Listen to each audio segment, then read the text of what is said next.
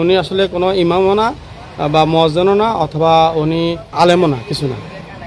হয়তো কণ্ঠস্বর ভালো আছিল, তবে আমি পরবর্তীতে খবর নিয়ে জানছি উনি একজন কন্টেন্ট ক্রিয়েটর, এই সাথে গজল টজল গায়। আর কণ্ঠস্বর ভালো হওয়ার কারণে মাঝে মাঝে আমি বলতাম ঠিক আছে আজকে আজানটা আপনি দিয়ে দেন, এরকমই। আম্মু, তুমি কিভাবে পারলে আমাদেরকে এভাবে ফেলে রেখে চলে যাইতে? আমাদের তো অনেক খারাপ লাগে তোমার ছাড়া। নোয়াখালী চাটখিল উপজেলার 3 সন্তানকে ফেলে রেখে নগদ টাকা, বিপুল পরিমাণ স্বর্ণালংকার এবং মালামাল নিয়ে এক কানাডা প্রবাসীর স্ত্রী নিশাদ আক্তার চাটখিলেরই একটি মসজিদের মুয়াজ্জিন রিয়াজ হোসেনের সাথে পরকীয়া প্রেমের টানে ঘর ছেড়েছেন বলে অভিযোগ উঠেছে। তবে অনেকে বলছেন অভিযুক্ত মুয়াজ্জিন ডিগ্রিধারী কিংবা প্রশিক্ষণপ্রাপ্ত কোনো মুয়াজ্জিন নয় এবং স্বীকৃত আলেম ওলামাও নন। তিনি আসলে একজন কন্টেন্ট ক্রিয়েটর। কণ্ঠ ভালো হওয়ায় ইসলামী সঙ্গীত গেয়ে তিনি কন্টেন্ট তৈরি করতেন, তাই কণ্ঠ ভালো হওয়ার সুবাদে তাকে মাঝে মাঝে আজান দেওয়ার জন্য বলা হতো।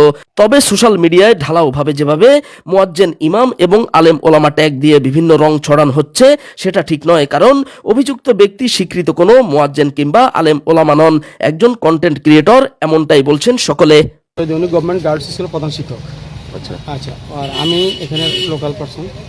তো এখানে যে পুকুরঘাট আছে না, পুকুরঘাটে এখানে মুসল্লিরা অনেকে গোসল করতে আসে। গোসল করতে আসলে এখানে ওই যে আমরা নিজেরাই কয়েকজন একসাথে একজনকে ইমামের দায়িত্ব দিয়ে একজন নামাজ পড়ায়। তো আমি বেশিরভাগ সময় আমি নিজে আজান দিই। তো কোনো কারণে হয়তো ওনার সাথে দেখা যাচ্ছে ওনার কণ্ঠ ভালো, ওনাকে বললাম যে ভাই আচ্ছা ঠিক আছে আপনার কণ্ঠ ভালো, আপনার আজানটা দিয়ে দেন, এরকম। উনি আসলে কোনো ইমামও না বা মুয়াজ্জিনও না, অথবা উনি ওই যে কী বলে আলেমও না, কিছু না। হয়তো কণ্ঠস্বর ভালো আছিল, তবে আমি পরবর্তীতে খবর নিয়ে জানছি উনি একজন কন্টেন্ট ক্রিয়েটর, এই সাথে গজল টজল গায়। আর কণ্ঠস্বর ভালো হওয়ার কারণে মাঝে মাঝে আমি বলতাম ঠিক আছে আজকে আজানটা আপনি দিয়ে দেন, এরকমই। আলেম ওলামা এটা হয়তো আমাদের ধর্মীয় অনুভূতি আঘাত লাগানোর জন্য অনেক রকম অনেকে বিভিন্ন রকম ইস্যু সৃষ্টি করে। আসলে উনি হাফেজও না, আলেমও না, ইমামও না, মুয়াজ্জিনও না। আমি তো আমরা গভর্নমেন্ট গার্লস স্কুলে আমি জোহরের নামাজটা এখানেই পড়ি। উনি নিজেও পড়ায়, উনি নিজেও মাঝে মধ্যে উনি নামাজ পড়ায়, মাঝে মধ্যে নামাজ পড়ায়। তখন উনি বিভিন্ন সময় গোসল করতে আসলে ভাই বলে যে একটু নামাজটা পড়ানোর জন্য। অ্যাকচুয়ালি উনি কোনো ইমামও না, মুয়াজ্জিনও না। আসলে মূলত উনি কন্টেন্ট ক্রিয়েটর এবং উনি ওই যে বিভিন্ন জায়গায় ভিডিও ছাড়ে, এগুলো করে। অ্যাকচুয়ালি মূলত উনি মসজিদে কোনো ইমামও না, মুয়াজ্জিনও না, কিছু না। আসলে ঘটনাটাকে কেন্দ্র করে যে বিভিন্ন ধরনের ইসলাম বিদ্বেষী মনোভাব অনেকে পোষণ করতেছে, এটা থেকে আসলে বিরত থাকতে হবে, নাহলে ধর্ম অবমাননা হচ্ছে আসলে। কারণ এটা আসলে ইমাম মুয়াজ্জিনকে হেয় করার জন্য অনেকে একটা গোষ্ঠী চেষ্টা করতেছে। আসলে এটা সম্পূর্ণ এটা বন্ধ করতে হবে। আসলে এটা উনি ব্যক্তিগতভাবে দায়ী থাকতে পারে, কিন্তু এটার জন্য ইমাম এবং মুয়াজ্জিন এটার জন্য দায়ী থাকতে পারে না। উনি ব্যক্তিগতভাবে অনেক কাজের জন্য উনি দায়ী থাকতে পারে। আমি এখানে নামাজ ঘর করছি, এটা মসজিদও না, পাঞ্জাগানা মসজিদও না, জুমা মসজিদও না, জাস্ট নামাজ গাছ। ওই দেখেন ও গোসল করতে আসে, এরা গোসল করতে আসলে এরা নামাজ কয়েকজনে মিলে একসাথে একজন ইমাম হয়ে নামাজ পড়ে। ও এরকমই ছিল। ও এখানে গোসল করতে আসতো, গোসল করতে আসে সে এখানে ইয়ে করতো, আমাদের সাথে হয়তো দেখা হইলো, আচ্ছা ঠিক আছে আপনার গলার স্বরটা ভালো, আপনাকে আজানটা দিয়ে দেন, এরকম।